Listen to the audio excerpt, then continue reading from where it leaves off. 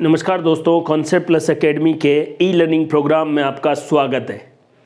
दोस्तों, इस वीडियो में हम बात करेंगे गति के नियम। न्यूटन ने गति से संबंधित 3 नियम दिए। आपके सिलेबस में वो तीनों नियम हैं।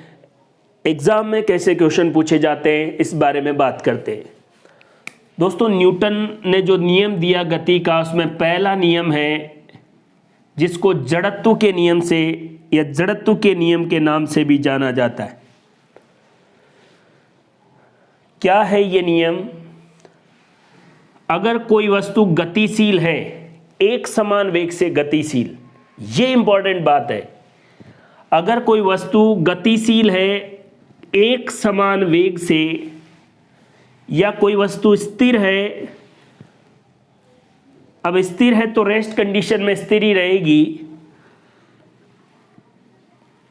कोई गतिशील है एक समान वेग से, वो गतिशील रहना चाहती है। कोई स्थिर है तो स्थिर रहना चाहती है। अगर बाह्य बल 0 हो, F external EXT external force 0 हो, कोई वस्तु नियत वेग से या एक समान वेग से गतिशील है तो गतिशील रहना चाहती है। अगर आपको उसको रोकना है तो बाह्य बल लगाना पड़ेगा, नहीं तो वो एक समान वेग से चलती ही जाएगी। या कोई वस्तु स्थिर अवस्था में है तो वो स्थिर ही रहेगी अगर आप उस पर बाह्य बल नहीं लगाएंगे तो। पहला नियम ये कहता है कि अगर किसी वस्तु पर बाह्य बल नहीं लगाया गया है और वो वस्तु स्थिर अवस्था में है तो स्थिर रहेगी, और वो वस्तु गतिशील है एक समान वेग से तो एक समान वेग से गतिशील ही रहेगी। अगर इनकी अवस्था में बदलाव करना है तो बाह्य बल लगाना जरूरी है, ये कहता है पहला नियम। अवस्था में परिवर्तन, यहां पर अवस्था ठोस द्रव गैस नहीं है। अवस्था का मतलब है गतिशील है तो रोकना चाहते हैं, और रुकी हुई है तो गतिशील करना चाहते हैं।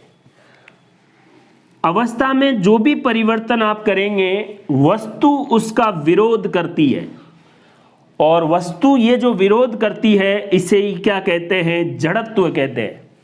और ये जड़त्व किस पर निर्भर करता है? द्रव्यमान पर, मास पर। जड़त्व के नियम या गति के पहले नियम से 3 बातें आपसे बोली जाती है। एक बस विराम अवस्था में है, अचानक अगर स्टार्ट होती है तो क्या होगा वो देखते हैं। या उससे बढ़िया तरीका यह है कि एक वस्तु गतिशील है या बस चल रही है निश्चित वेग से, और ड्राइवर ने अचानक ब्रेक लगा दी है तो आप एकदम आगे की तरफ जाएंगे। ये क्या हुआ कि पहले आप गतिशील थे नियत वेग से,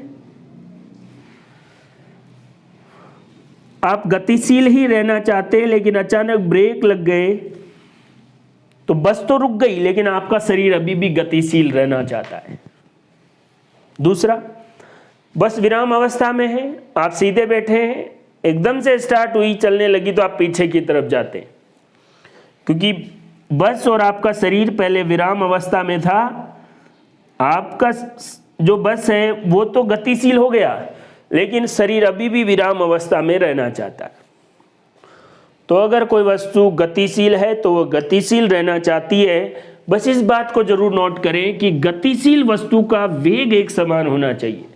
ये बहुत बड़ी बात है। वेग एक समान बोलो या नियत वेग बोलो, ये वेग बदलता हुआ नहीं रहेगा।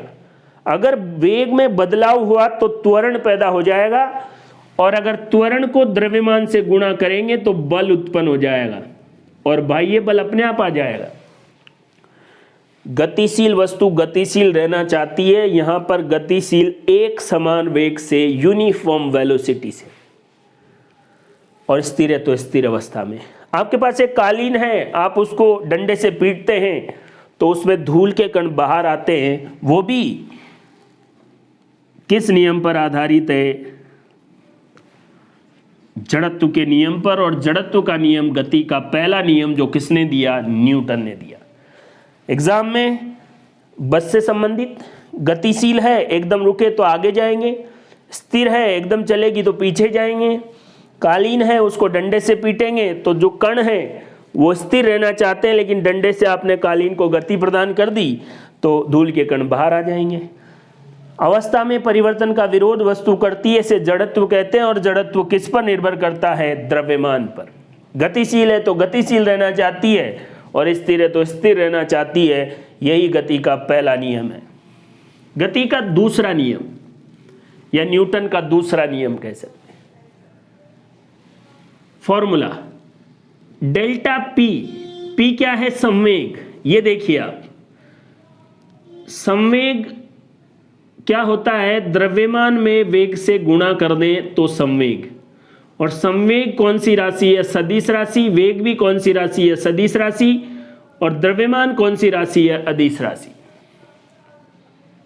द्रव्यमान गुणा वेग क्या कहलाएगा? संवेग। और इस संवेग में परिवर्तन की दर क्या कहलाएगी? बल। संवेग में परिवर्तन की दर क्या कहलाएगी? बल। यही क्या है? गति का दूसरा नियम। इससे एग्जाम में 2 क्वेश्चन पूछे जाते हैं। एक क्रिकेट का खिलाड़ी जब बॉल को कैच करता है तो अपने हाथ को पीछे की तरफ खींचता है। क्यों? क्योंकि जब हाथ को पीछे की तरफ खींचेगा तो समय अंतराल बढ़ेगा रोकने में, और समय अंतराल बढ़ेगा तो बल कम लगेगा, हाथ पर चोट कम लगेगी। कराटे का खिलाड़ी झटके से ट्यूबलाइट या ईंट को तोड़ देता है। अब झटके से मतलब डेल्टा टी क्या होगा? कम। और डेल्टा टी कम होगा तो बल क्या लगेगा? ज्यादा लगेगा। बल ज्यादा हो जाएगा अगर डेल्टा टी कम है तो। ये दोनों गति के दूसरे नियम पर आधारित है। एक बात मैं आपको समझा दूं, संवेग में परिवर्तन की दर क्या कहलाती है? बल। गलती से भी आपने दर नहीं लिखा या संवेग में परिवर्तन ही बोला तो संवेग में परिवर्तन तो आवेग के बराबर होता है। संवेग में परिवर्तन बल नहीं है, संवेग में परिवर्तन की दर बल है, और यही गति का दूसरा नियम है। कराटे का खिलाड़ी झटके से ईंट को तोड़ देता है क्योंकि समय अंतराल कम लगता है तो बल ज्यादा हो जाता है। देखिए, क्रिकेट का खिलाड़ी कैच करते समय बॉल को पीछे की ओर खींचता है क्योंकि वो समय अंतराल बढ़ाता है। समय अंतराल बढ़ेगा तो बल का मान कम लगेगा, हाथ पर चोट कम लगेगी। यदि बाह्य बल 0 है तो हमेशा संवेग संरक्षण का नियम होगा। मतलब प्रारंभ में जितना संवेग था उतना ही बाद में संवेग रहेगा अगर बाह्य बल क्या हो? 0। तो सिंपल सी बात है, अगर डेल्टा पी संवेग में परिवर्तन, संवेग संरक्षण का नियम क्या होगा कि संवेग में परिवर्तन होगा ही नहीं, जो पहले था वही बाद में, तो डेल्टा पी की वैल्यू क्या हो जाएगी?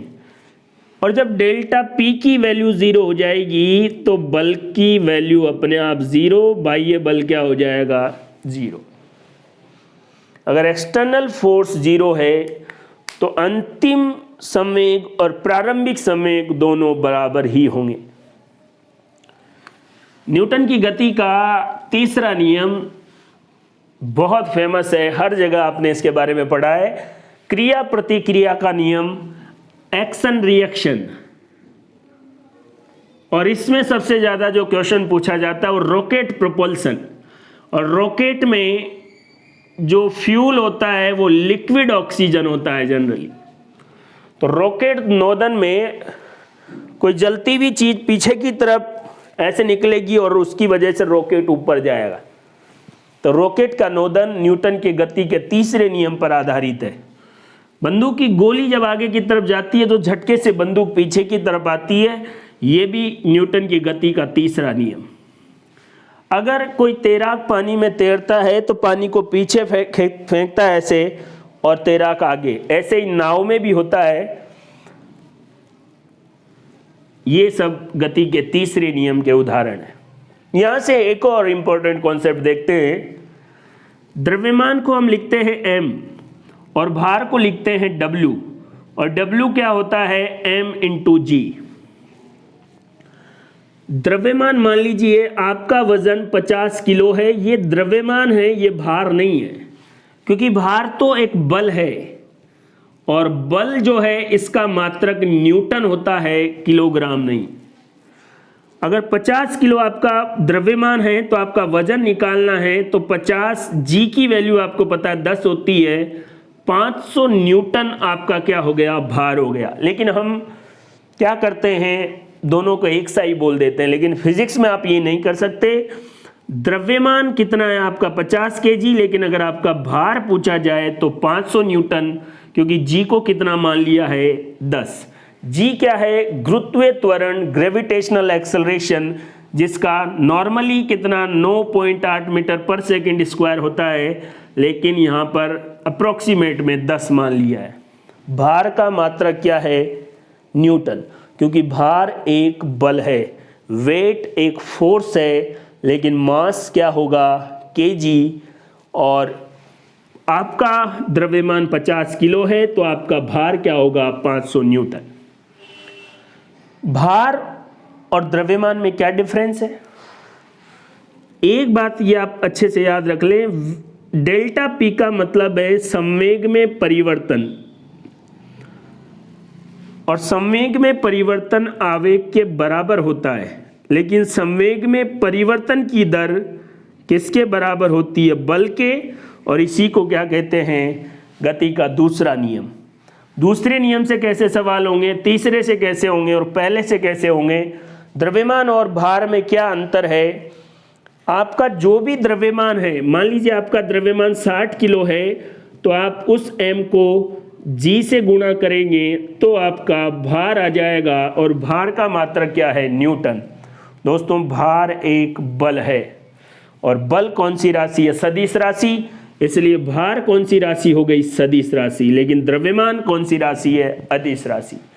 संवेग का सूत्र एग्जाम में पूछा गया है, द्रव्यमान को वेग से गुणा कर देंगे तो आएगा संवेग। संवेग में परिवर्तन किसके बराबर है, आवेग के, और संवेग में परिवर्तन की दर किसके बराबर है, बल के। बल का मात्रक क्या है, न्यूटन। तो ये थे गति के नियम, पहला, दूसरा और तीसरा। गति के नियम से आपके एग्जाम में क्या सवाल आएंगे ये मैंने आपको अच्छे से बता दिया है। वीडियो को बड़े ध्यान से देखें, एक एक चीज को क्लियरिटी के साथ पढ़ते जाएं, बार बार रिवाइज करें और अपनी तैयारी को और शानदार बनाएं। थैंक यू, धन्यवाद।